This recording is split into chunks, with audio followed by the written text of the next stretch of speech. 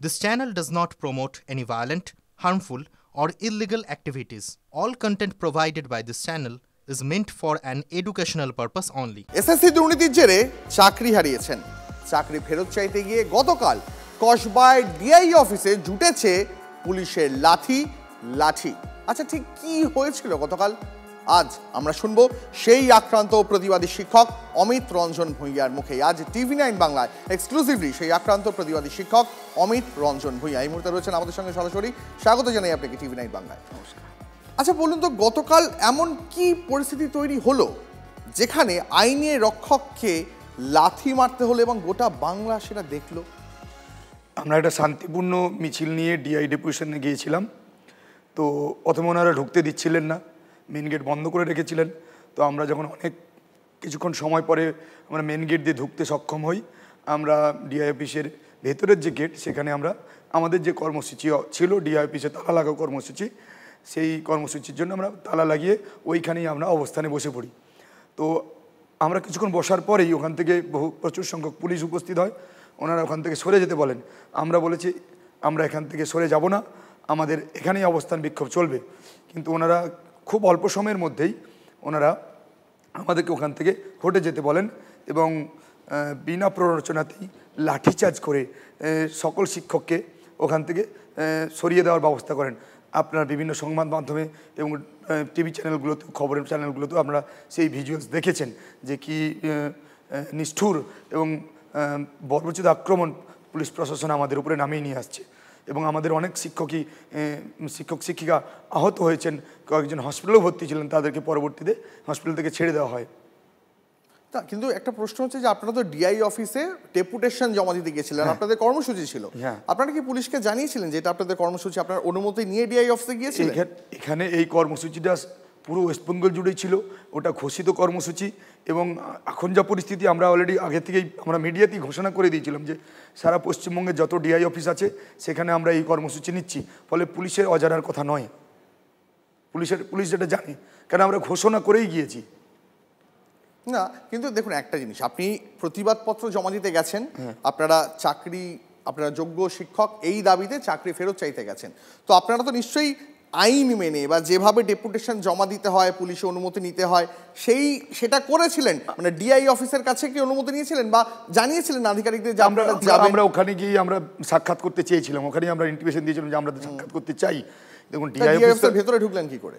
DI অফিসে যখন আমরা ওনারা পুলিশ আমাদেরকে ঢুকতে বাধা দিচ্ছিল, আমরা ওনাদের এতে গিয়েই আমরা ওখানে যেহেতু অনেক ছিল আমরা, আর আমাদের এখন যা অবস্থা, চাকরি হারিয়ে গেছে, জীবন জীবিকা হারিয়ে গেছে, আমরা এর পথ খুঁজছি, সেই জন্য আমরা পুলিশ আমাদের বাধা দেওয়া সত্ত্বেও আমরা ভেতরে ঢুকেছিলাম। কিন্তু যখন ডিআই অফিসের ভিতরে যখন ঢুকলেন তখন সেখানে আমরা যে ছবি কলকাতা পুলিশের তরফে যে ছবি আমরা দেখতে পাচ্ছি, কলকাতা পুলিশ দাবি করছেন যে একজন পুলিশ আধিকারিককে ঘিরে ধরে বেশ কয়েকজন চাকরি হারা শিক্ষক, যোগ্য রাগ হয়েছে, ক্ষোভ বিক্ষোভ রয়েছে, ফ্রাস্ট্রেশন রয়েছে, একজন শিক্ষক একজন পুলিশ অফিসারকে ঘিরে বেশ কয়েকজন কার্যত টানা হ্যাচড়া করছেন।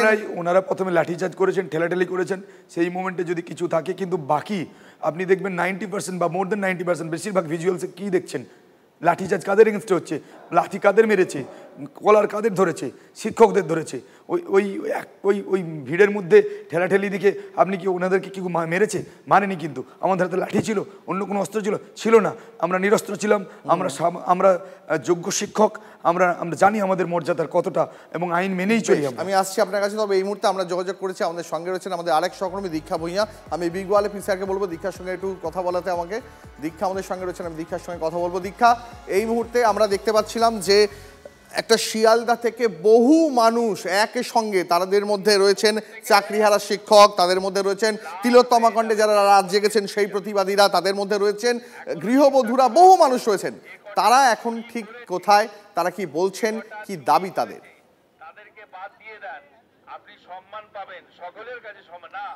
দেখো, আমরা এখন চলছি রানী রাসমণি এভিনিউতে। আমি সমরকে একটু ছবিটা দেখানোর চেষ্টা করতে বলবো যে এখানে যারা এসছেন তারা প্রত্যেকে বসে রয়েছেন। তবে একটু আগে আমি দেখলাম যে আরজিকর কাণ্ডের যে আশরাফুল নাইয়া, তিনি যেমন রয়েছেন, পূর্ণব্রত গুণ ছিলেন, বাদশা মৈত্র ছিলেন, সাধারণ মানুষ ছিলেন এবং শিক্ষক শিক্ষিকা যারা রয়েছেন তারাও রয়েছেন। এবং আমি আরও দুজনকে বিশেষ করে এখানে কথা বলাবো, যেমন আমাদের সঙ্গে কালকে পেটে লাথি মেরেছিলেন যে শিক্ষককে, তাকে আমরা যেমন পেয়ে পেয়েছি আমরা। তার সঙ্গে আরো দুজন রয়েছে, আমি তাদের মধ্যে একজনকে কথা বলবো।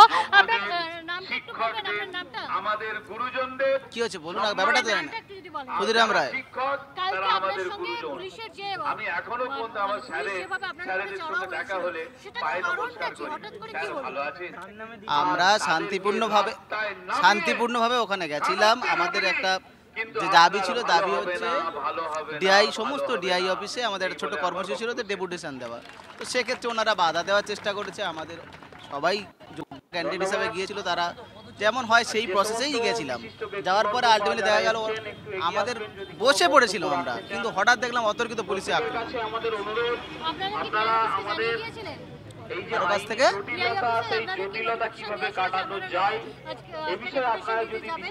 আমরা তার আগের দিনেই সমস্ত ডিআই ঘোষণা করেছিলাম, সমস্ত রাজ্যের সমস্ত ডিআই যাওয়ার জন্য।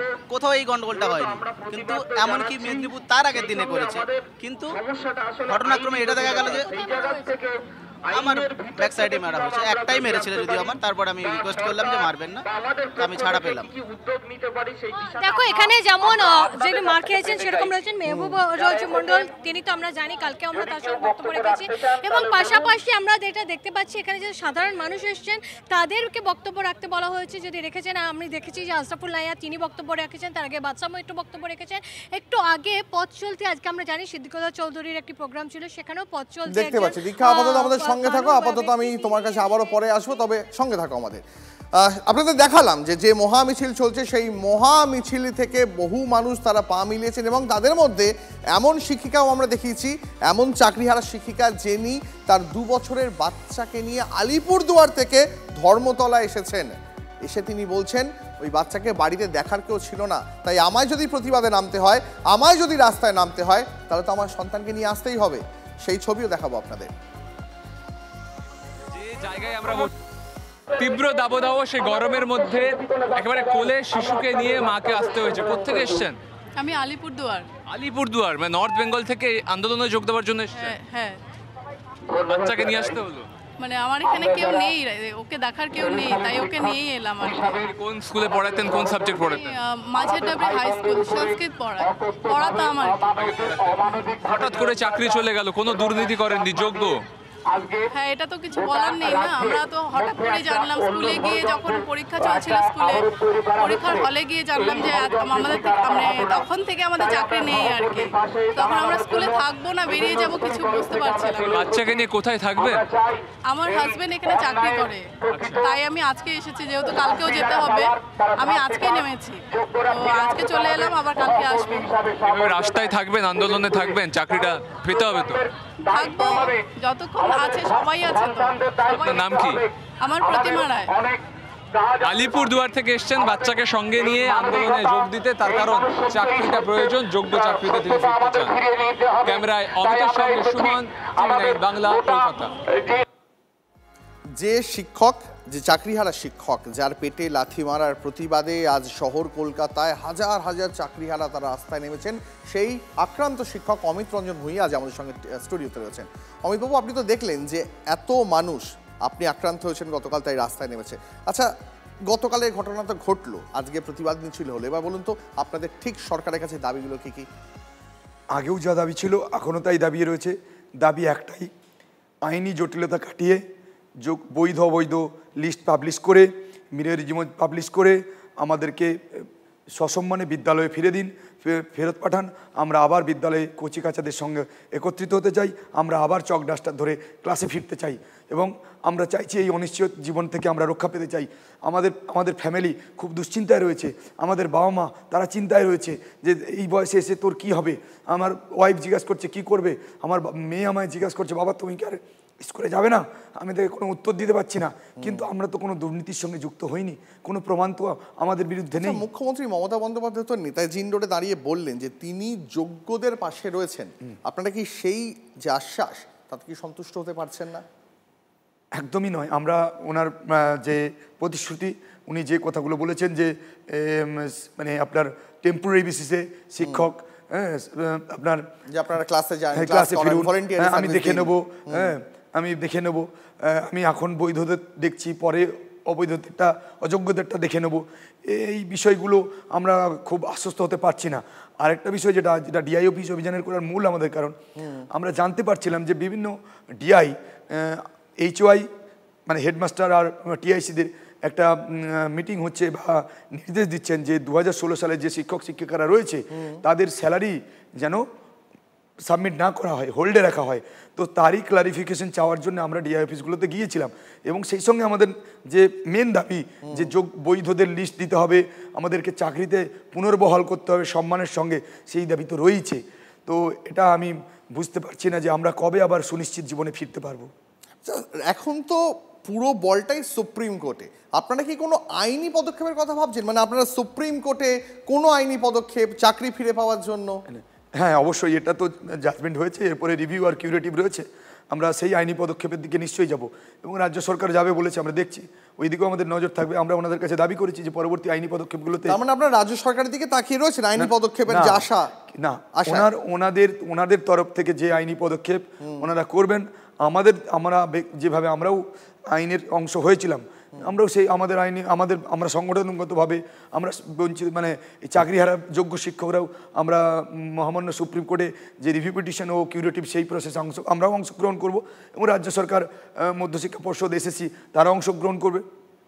আচ্ছা, গতকালের প্রসঙ্গে যদি আবার ফিরে যাই, দেখুন গতকাল আমরা যে ছবি দেখতে পেলাম সেখানে ডিআই অফিসে তালা লাগানো, তালা ভাঙা, সেখানকার স্টোর রুমে ঢুকে বেশ কিছু নথি নষ্ট করার চেষ্টা, এমনকি কলকাতা পুলিশের তরফ থেকে যে ভিডিও প্রকাশ করা হয়েছে সেখানে কয়েকজনকে বলতে শোনা যাচ্ছে পেট্রোল ঢেলে আগুন জ্বালিয়ে দাও।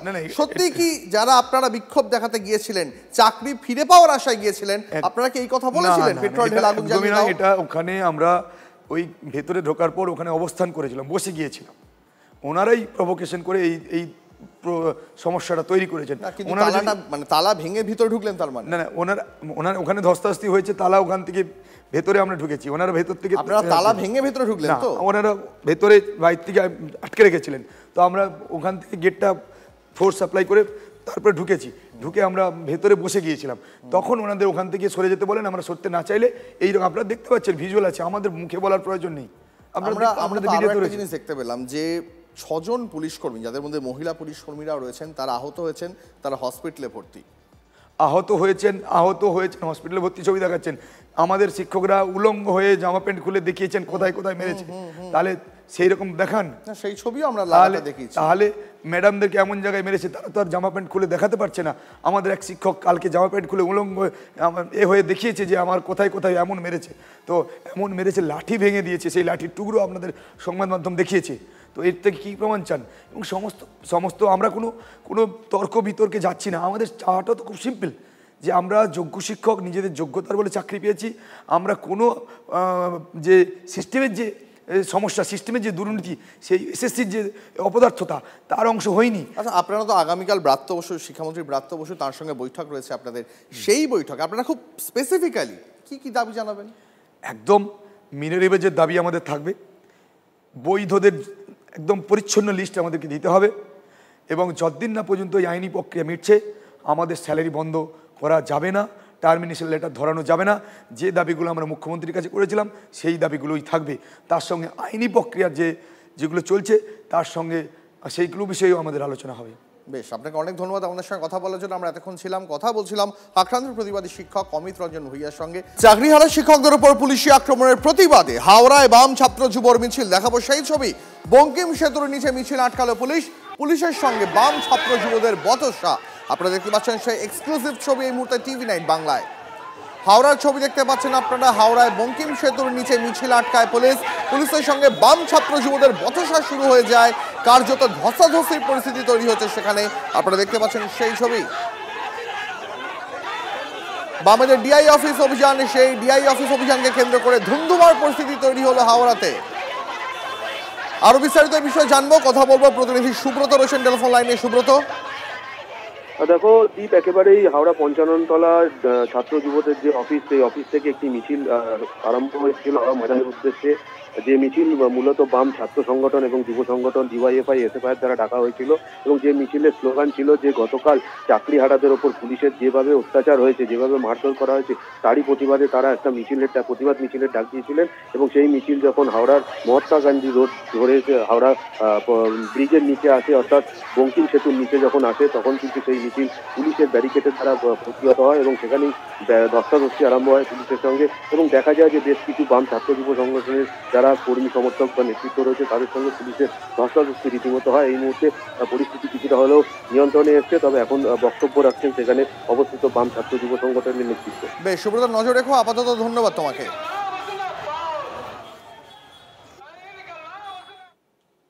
বাংলার শিক্ষক বিদ্রোহের আজকে এবার দিল্লিতেও যন্তর মন্তরে বিক্ষোভের অনুমতি পেলেন চাকরিহারা শিক্ষকরা।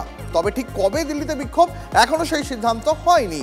চাকরিহারা শিক্ষকদের মঞ্চের আবেদনে সাড়া দিল্লি পুলিশের।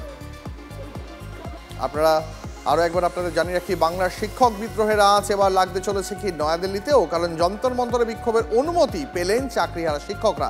তবে ঠিক কবে দিল্লিতে বিক্ষোভ দেখাবেন তারা, সে বিষয়ে এখনো চূড়ান্ত সিদ্ধান্ত হয়নি। চাকরিহারা শিক্ষকরা তার আবেদন জানিয়েছিলেন এবং সেই আবেদনে সাড়া দিয়েছে দিল্লি পুলিশ। যন্তর মন্তরে বিক্ষোভ দেখানোর অনুমতি পেলেন চাকরিহারা শিক্ষকরা। আজ আপনাদের ছবি দেখিয়েছিলাম কলকাতা শহরে একেবারে শিয়ালদা থেকে শুরু করে প্রাণকেন্দ্র ধর্মতলা পর্যন্ত সেখানে মিছিল করেন চাকরিহারা শিক্ষকরা। আর এরপর কি তবে মিছিল হবে দিল্লিতেও, জানবো, কথা বলবো। আমাদের সঙ্গে টেলিফোন লাইনে সহকর্মী সুমন রয়েছেন। সুমন, দেখো, এই চাকরিহারা শিক্ষকরা, যোগ্য শিক্ষকরা, তারা যন্তর মন্তরে অবস্থান বিক্ষোভ করতে চেয়ে দিল্লি পুলিশের কাছে আবেদন করেছিলেন এবং যেটা জানা যাচ্ছে যে দিল্লি পুলিশ প্রাথমিকভাবে অনুমতি দিয়েছে। তবে তারা আদৌ দিল্লিতে যাবেন কিনা আন্দোলন করতে, তা এখনো এই চাকরিহারা শিক্ষকরা সিদ্ধান্ত নিয়ে উঠতে পারেননি। তবে ভবিষ্যতে তাদের পরিকল্পনা রয়েছে দিল্লি পুলিশের এই অনুমতি আসার ফলে তাদের যে কোনো সময় যন্তর মন্তরে গিয়ে বিক্ষোভ দেখানোর পথ প্রশস্ত হয়ে গেল। বেশ, অনেক ধন্যবাদ সুমন। আরো একবার আপনাদের সরাসরি হাওড়ার ছবিটা দেখাবো, কারণ হাওড়াতে এই মুহূর্তে পরিস্থিতি আরো ধুন্ধুমার। দেখুন একবার সেই ছবি। বঙ্কিম সেতুর নিচে বাম ছাত্র যুবদের মিছিল আটকায় পুলিশ এবং মিছিল আটকাতে এই পুলিশের সঙ্গে বাম ছাত্র যুব সমর্থকদের পুলিশ ধস্তাধস্তি শুরু হয়ে যায়। আপনারা দেখতে পাচ্ছেন সেই ছবি সরাসরি TV9 বাংলায়। হাওড়া ডিআই অফিস অভিযানকে কেন্দ্র করে ধুন্ধুমার পরিস্থিতি।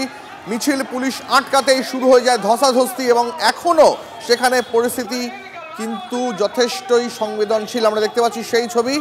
বাম ছাত্র যুবদের এক এক করে আটক করে নিয়ে যাচ্ছে পুলিশ। আপনারা দেখতে পাচ্ছেন সেই ছবি। মিছিলকে ছত্রভঙ্গ করে দেওয়ার চেষ্টা করা হচ্ছে পুলিশের তরফে।